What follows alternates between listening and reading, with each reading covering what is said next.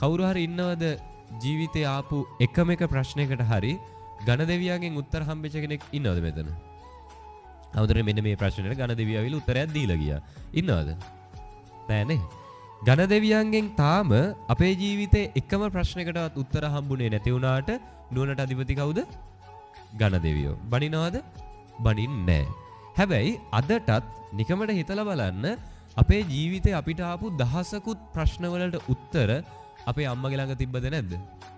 තිබ්බනේ.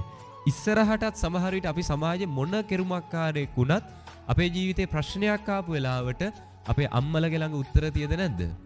තියනවානේ. දැන් අද දවසේ ඔයත් මට හරි ගෞරව කරයි. මේ බණට ආපු නිසා ධර්ම දේශනා කරන නිසා හරි ලස්සනට ඔයත් මට ගෞරව කරයි. හැබැයි ඔය ගෞරවය හෙට දවසේ නැති වෙන්න බැරිද? පුළුවන්. ඒකනේ අටලෝ දහමනේ. අද මේ කරන ගෞරවයම අද මේ හොඳ කියන ඔබම හෙට අන්තිමේදී කියන්නේ බැරි වෙන එකක් නෑ. ඒ හාමුදුරුවන්ගෙන් බණ ඇහුවට වඩා හොඳයි නිකන් හිටියනානේ. එහෙම වෙන්න බැරි කමක් නෑනේ. මේකේ ඔබත් පෘථග්ජනයි අපිත් පෘථග්ජනයිනේ. එතකොට හෙට දවසේ මට මොන ප්‍රශ්නේ ආවත් සමාජයෙන් කොච්චර පිළි අරගෙන හෙට දවසේ මාව කොහොම සමාජයෙන් ප්‍රතික්ෂේප කරත් මොන ප්‍රශ්නයක් තියාගෙන ගෙදර ගියත් අම්මගේ ළඟ උත්තරයක් තියද නැද්ද? තියනවානේ. හැබැයි අම්මට එරෙහිව කතා කරන්න බයයිද? තමන්ගේ අම්මට බනින්න බයයිද? ඒකට බය නෑනේ.